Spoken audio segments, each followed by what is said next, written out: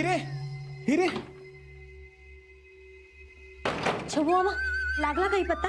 आले का शिलेदार परत? नाही नव, मी चौकशी केली, शिलेदारांना कुणीच बघितलं नाही. कसल्या कामगिरीवर गेले असतील? तेच तर कळत नाहीये. काही इग्न तर नसेल ना त्यांच्यावर? नाही छबू मामा, असं नको म्हणू. त्यांना नक्की काहीतरी खबर मिळाली असणार. कामगिरी पूर्ण झाली की ते नक्की परत येतील. पण असं न सांगता कधी जात नाहीत शिलेदार. छबू मामा,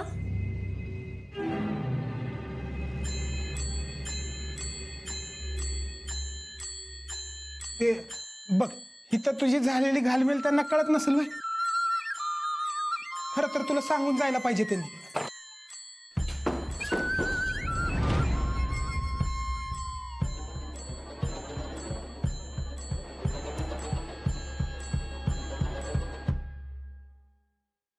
सगुणा मावशी, तू इथे काय करतेस? आणि अशी चोरून काय ऐकतेस? जी काम करत होते जी. कसलं काम? कसलं काम सगुणा मावशी? जी दरवाजावर लई धूळ जमली आहे, मला फडक्याने साफ करायला पाहिजे जी.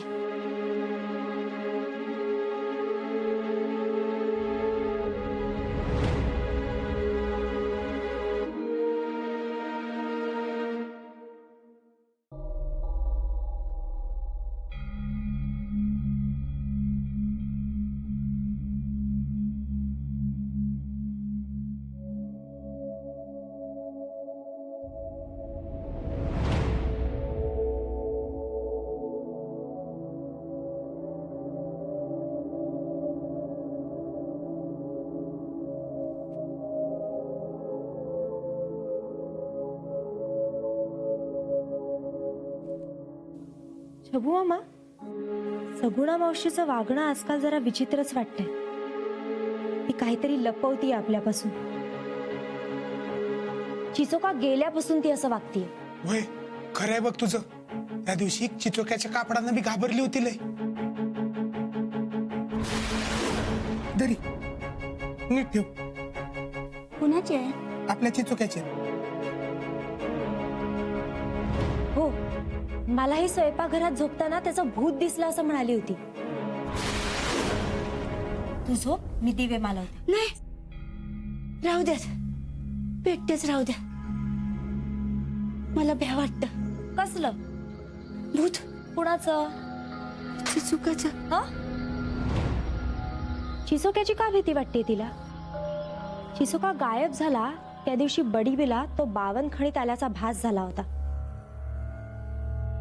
सगुणानंच सांगितलं तो नाहीये म्हणून. तो भास होता की चिसोका खरंच इथं आला होता. पर्वती मागच्या जंगलात चिसोक्याला घेऊन जाणारं नक्कीच कोणीतरी जवळचं होतं. म्हणजे ग? तसं काही नाही, पण त्या सगुणा मावशीवर पाळत ठेव. ती काय करते, कुठे जाते याकडे लक्ष ठेव. जर मला वाटतंय तसं काही असेल तर नक्कीच काही ना काही आहे बघ.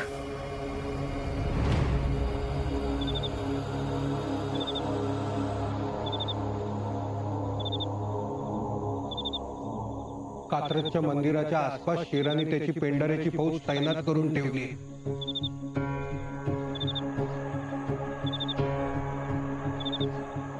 शिवाजीराव, लवकर या. मला वाटतं त्यांना एकटं पाठवायची जोखीम उगाच घेतली मी. कोतवाले नीट पोचले असतील की नाही?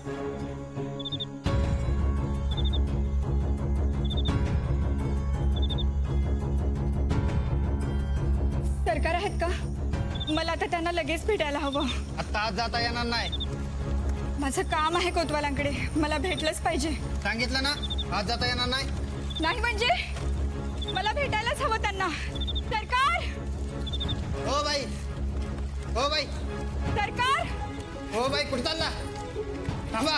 सरकार, हो बाई, सरकार, सांगितलेलं कळत नाही का? थांबा. सरकार. काय झालं? सरकार, आपण लगेच आमच्या घरी निघावं. आमची स्वारी. काय झालंय? चिमणाजीरावांची तब्येत तर ठीक आहे ना? नाही म्हणजे हो, पण काहीतरी विचित्रच बोलतायत. आपण लगेच निघावं सरकार.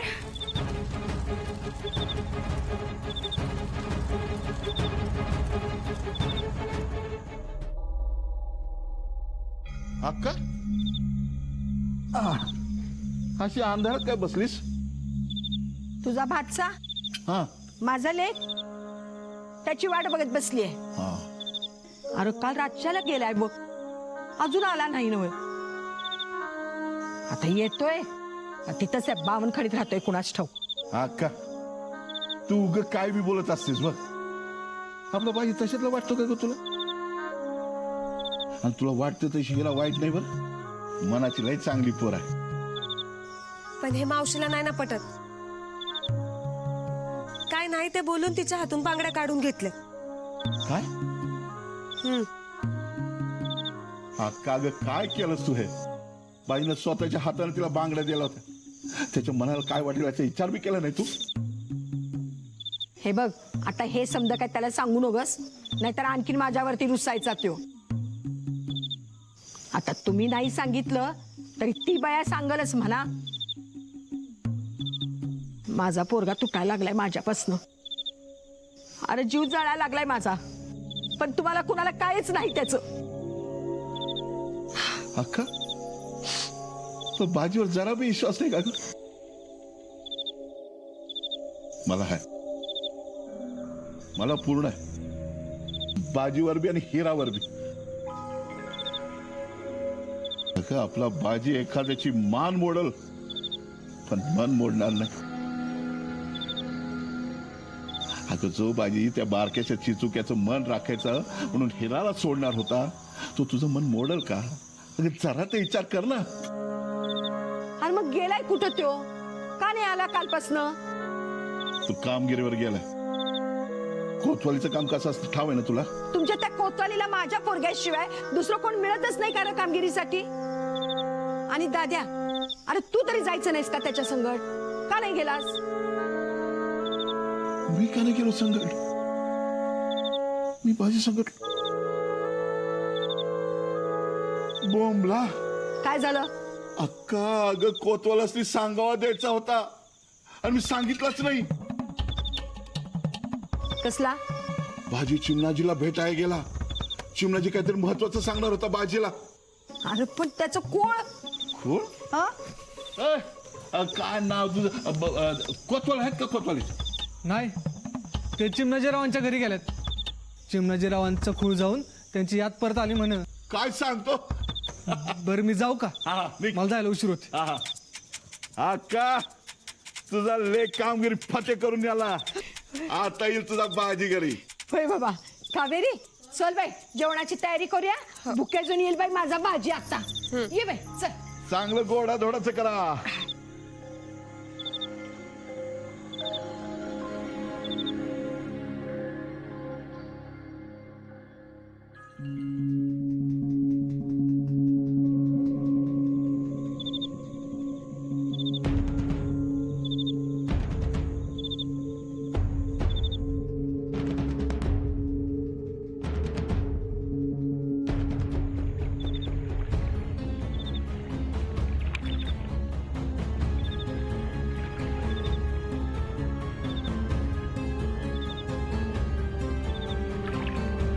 एका मडक्यात बाळकृष्णाची मूर्ती आहे आणि बाकीच्या मडक्यात साप आणि विंचू. तेरा फार विचित्र हैवान आहे बाजी.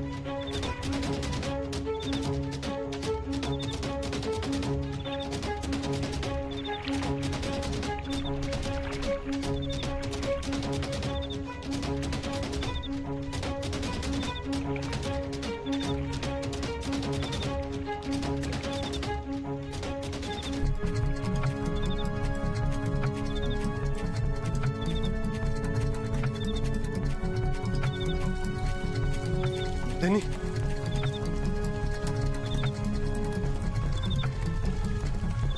हो लय उशीर झाला म्हणून एकला चाल पण ना पेंढाऱ्यांचा पारा ना कुठले साप अल्लत गावली मूर्ती माझी ही अपेक्षा नव्हती तुझ्याकडून.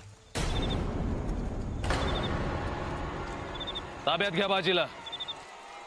मी काय केलं बाळकृष्णाची मूर्ती चोरली म्हणून जेर बंद करतोय आम्ही तुला.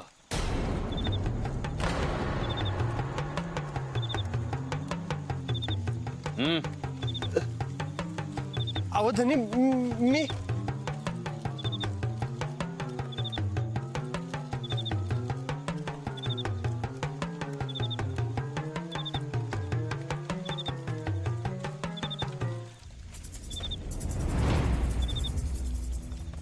घेऊन चला याला. अहो धनी ऐक धनी ऐका मी अहो धनी ऐका ना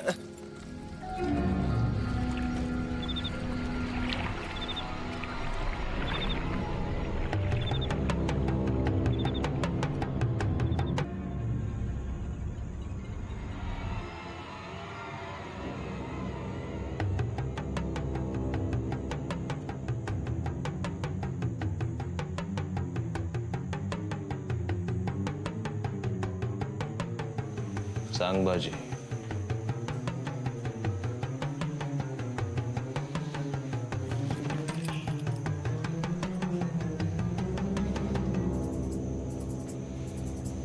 हे एवढंच सगळं करायची काय गरज होती? कुठे कमी पडलो आम्ही? किती विश्वास होता आमचा तुझ्यावर. आमची इज्जत राखली जावी म्हणून बाळकृष्णाची मूर्ती तू शोधून आणणार होतास. पण आता कळतंय की तूच. नाही धनी नाही. पाहिजे तर चामडी सोलून काढा.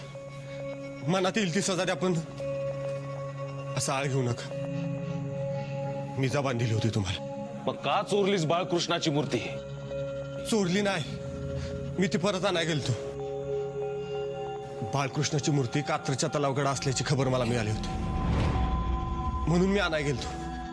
तसं सांगावं मी धाडला होता तुम्हाला. याचा काही पुरावा आहे तुझ्याकडे? चिमणाजीरावांनी समधी खबर दिली होती मला. चिमणाजींची स्मृती परत आली आहे. त्यांना सगळं काही आठवतंय आता. माहिती आहे मला. सोंग केलं त्याने. त्या दिवशी मी बाळकृष्णाची मूर्ती परत आणून देण्याची जबान दिली होती. तेव्हा कोणतरी आपल्यावर नजर ठेवून ध्यानात आलं. मग मी तिथनं निघालो.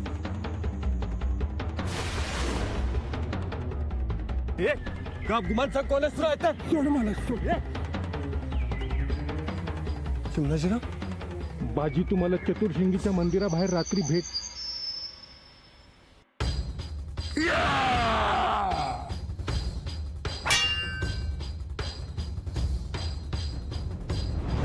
कात्रजच्या मंदिराच्या आसपास शेराने त्याची पेंढाऱ्याची फौज तैनात करून ठेवली आहे. एका मडक्यात बाळकृष्णाची मूर्ती आहे आणि बाकीच्या मडक्यात साप आणि विंचू. चिंतामणी हारचोरी, महाप्रसाद, भूताच्या अफवा आणि आता बाळकृष्णाच्या मूर्तीची चोरी. हे समज बाळपेशव्यांचं गादीरोहण होऊ द्यायचं नाही म्हणून शेरानं रचलेला कटकार असता नाही. आणि आपल्यातल्याच माणसाची साथ आहे त्याला. एवढं सगळं आठवलं का चिमणाजींना? चिमणाजींना आठवाचा सवालच नाही. त्यांची याद कधी गेलीच नव्हती. बाजी, खोटेपणाची हद्द झाली बाजी. लहान भावासारखं वागवलं तुला. इतके आरोप झाले तुझ्यावर तरी देखील कोतवालीत परत आणला. आणि आता तूच पाठीत खंजीर खुपसतोयस. नाही असं का म्हणताय? लोहाच्या वेळी चिमणाजींचा आधार घेऊन निसटलास आणि आता देखील पुन्हा त्यांचाच आधार घेतोयस. म्हणजे चिमणाजींना सगळं काही आठवत आहे. फितुरी करून लोहाला पळवून लावायचं कारस्थान केलंयस तू. आणि हे कोणाला कळू नये म्हणून चिमणाजींवरती मागून प्रहार केलास. पण ते वाचले नाही. तुम्हाला कोणतरी चुकीची खबर दिली. कोणीतरी नाही, खुद्द चिमणाजीने सांगितलंय आम्हास.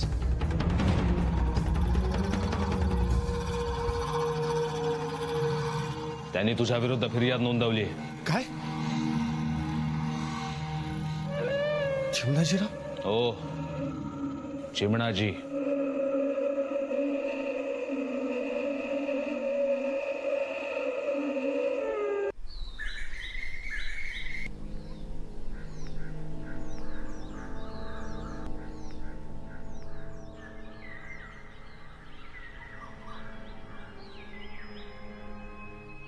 अक्का काय ग अशी का बसलीस रात्री झोपली नाहीस का काय माझा बाजी आला नाही अजून कसा डोळा लागल भाजी अजून आला नाही काय झालं असं 2 दिवस झालं माझा लेक आला नाही घरी तू झोप रे डाराडूर मी जाणते त्याला हुडकून अगं थांब थांब येईल तो काय येईल अरे काल चिमणाजीरावांची कामगिरी फत्ते झाली तरी हो का नाही आला अजून मला बी तोच सवाल पडलाय बर का अजून कसा आला नाही माझा लोक माझ्यावरती रुसून बसलाय त्याची समजूत काढून मला जाणायला पाहिजे ना घरी आता तू कुठं कुठं हुडकणार मी शोधतो त्याला नको नको तुला कशाला ताप आता मला कसला ताप ग जातो मी अरे दाद्या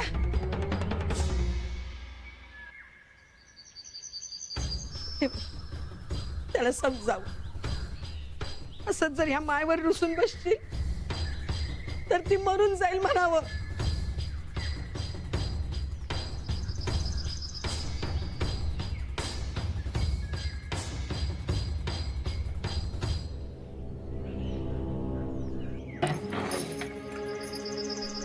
काय ग मावशी कोणाची वाट बघते तो बाजी आला नाही ना अजून अगं येईल की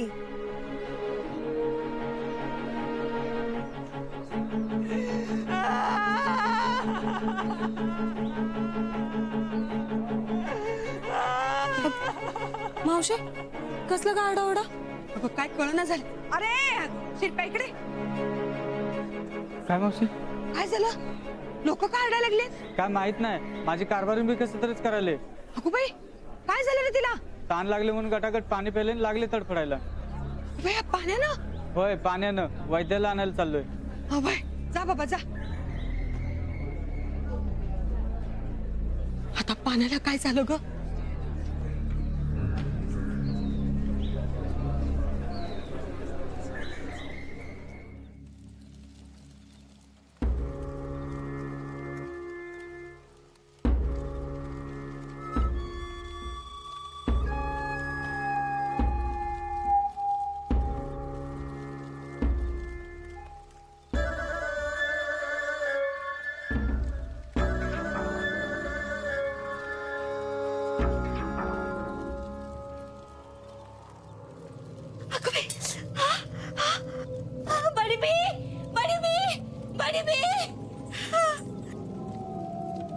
काय झालं ओरडायला बडी ते पाणी खराब आहे मग त्या वांग्याचा रंग बी बदललाय आणि माझ्या हाताची लई आग व्हायला लागली लई आग होतीये कुठून आणलंय पाणी ते सकाळी बखाल्यावालीने घातलंय कात्रच्या तलावातलं बडीबी हे पाणी विषारी आहे सगुणा मावशी तू कालच्या पाण्याने हात धुवून घे पटकन आणि आज आणलेलं पाणी टाकून दे